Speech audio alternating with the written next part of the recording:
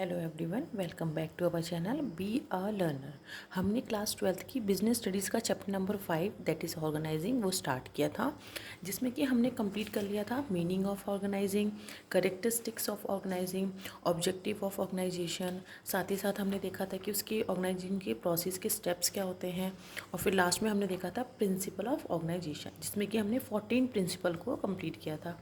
उसी के आगे आज हम देखने वाले हैं इसमें इम्पॉर्टेंस ऑफ ऑर्गेनाइजेशन।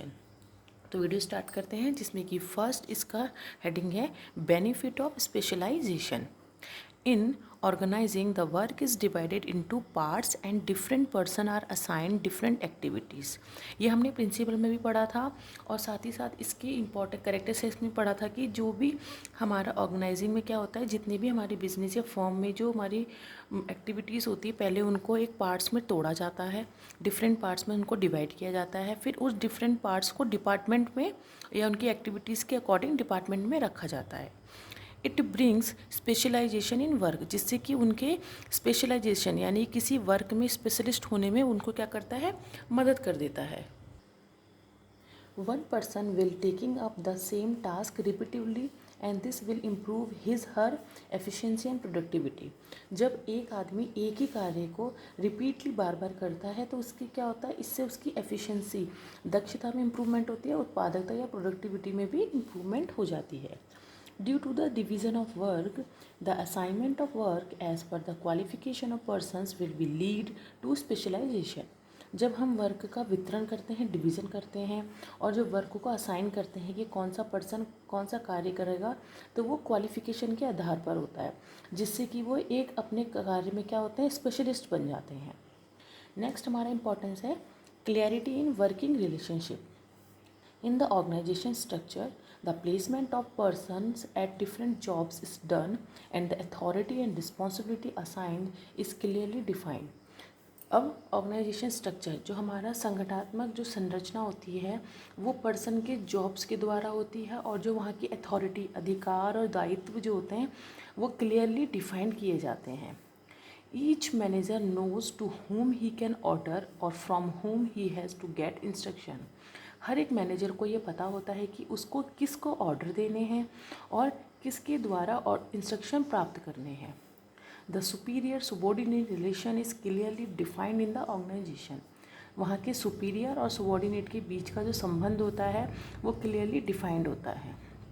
नेक्स्ट हमारा इंपॉर्टेंस है ऑप्टिमम यूटिलाइजेशन ऑफ रिसोर्सेज।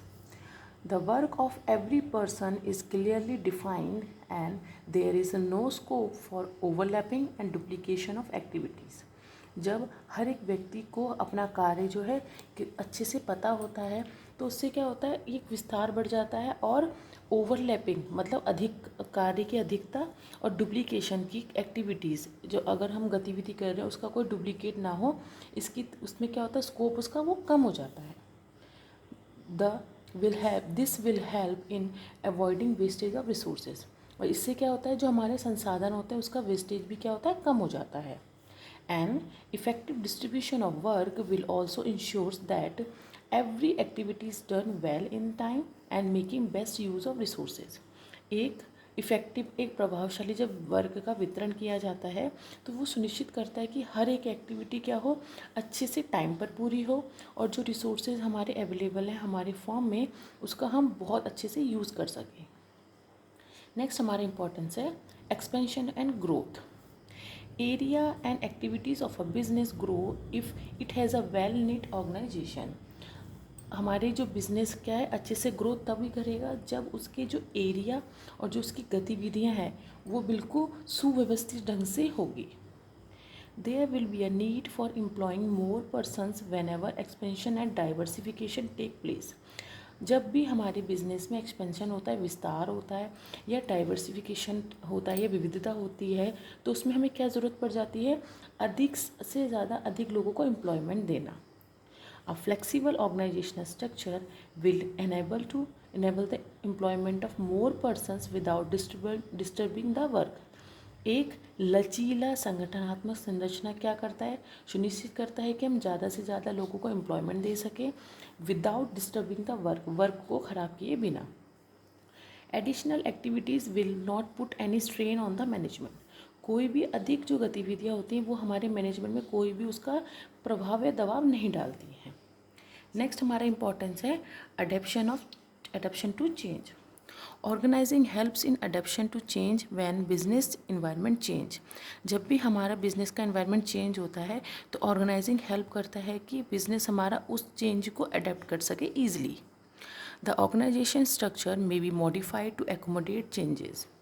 हमारा जो संगठनात्मक संरचना है वो भी इससे मॉडिफाइड ऐसा बना होता है कि वो चेंजेस को ईजिली एकोमोडेट कर सके या उसको समायोजित कर सके। नेक्स्ट हमारा इम्पोर्टेंस है effective administration. Organizing helps in bringing effective administration. Organizing हमें मदद करता है कि जो हमारा प्रशासन है वो बिल्कुल ही इफ़ेक्टिव हो, प्रभावशाली हो। It provides a clear description of jobs and clarifies authority and responsibility relationship. वो एक क्लियर डिस्क्रिप्शन बताता है जॉब्स की और या फिर अपने अधिकार और दायित्व के संबंध को क्लियरली पोर्ट्रेट करता है। आगे है clarity in relationship helps in proper execution of work and brings effectiveness in administration.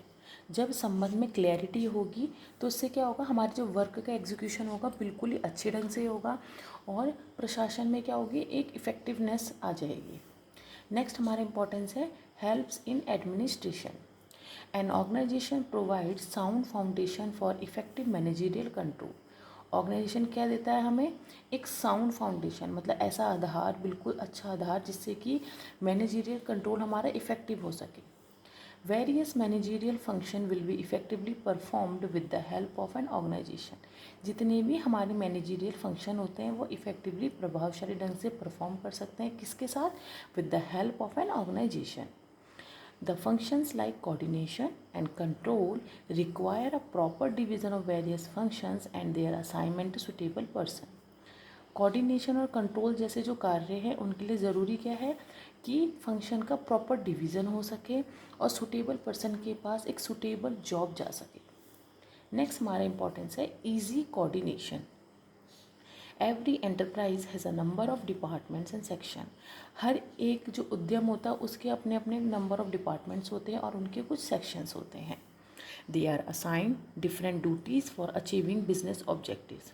अब उससे क्या होता है, अपने बिजनेस के उद्देश्यों को प्राप्ति के लिए डिफरेंट्स लोगों को या डिफरेंट एम्प्लॉयज़ को डिफरेंट ड्यूटीज़ प्रोवाइड की जाती हैं, असाइन की जाती हैं। There is a need for coordinating the working of a various segments. इसके लिए क्या ज़रूरी है कि जितने भी हमारे सेगमेंट्स हैं उनके बीच में कोऑर्डिनेटिव वर्किंग का कोऑर्डिनेशन चलता रहे। A good organization will divide the and subdivide the activities in such a way that the activities of different segments become complementary. एक अच्छा ऑर्गेनाइजेशन क्या है कि वो अपनी जो एक्टिविटीज़ है उसको डिवाइड या सब डिवाइड इस रूप में करें कि जितने भी हमारे डिफरेंट सेगमेंट्स हैं वो उनकी जो एक्टिविटीज़ हैं वो एक दूसरे की पूरा कॉम्प्लीमेंट्री हों।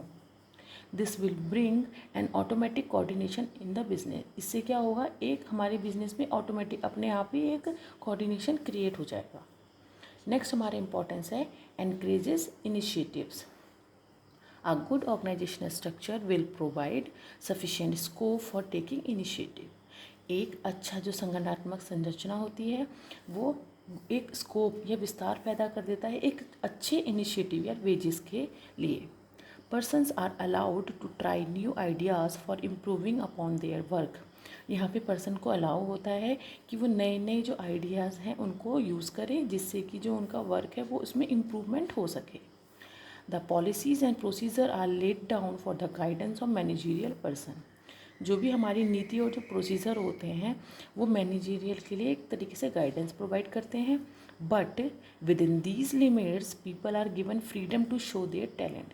इन सब लिमिट्स के साथ क्या होता है, पीपल्स लोगों को वहाँ पे एक आज़ादी दी जाती है कि अपना टैलेंट को वो शो कर सके। नेक्स्ट हमारा इंपॉर्टेंस है increase in managerial efficiency. An efficient organization helps in increasing the efficiency of management. The work is divided as per the skills and suitability of the person. अब management में अगर work का वितरण किया जाता है, जो डिवाइड किया जाता है वो होता है उनकी दक्षता के आधार पर और किस पर्सन को कौन सा कार्य सुटेबल करेगा या उसके लिए उपयुक्त है उसके आधार पर। It will bring better working and efficiency in various activities. इससे क्या होता है, एक अच्छा कार्य होता है और एक्टिविटीज़ में एफिशिएंसी आती है। Management will be able to motivate people to improve their performance. Management क्या करता है कि पीपल को मोटिवेट करता है जिससे कि वो अपनी परफॉर्मेंस को क्या कर सके, इम्प्रूव कर सके। नेक्स्ट हमारा लास्ट इंपॉर्टेंस है रिडक्शन इन लेबर टर्नओवर।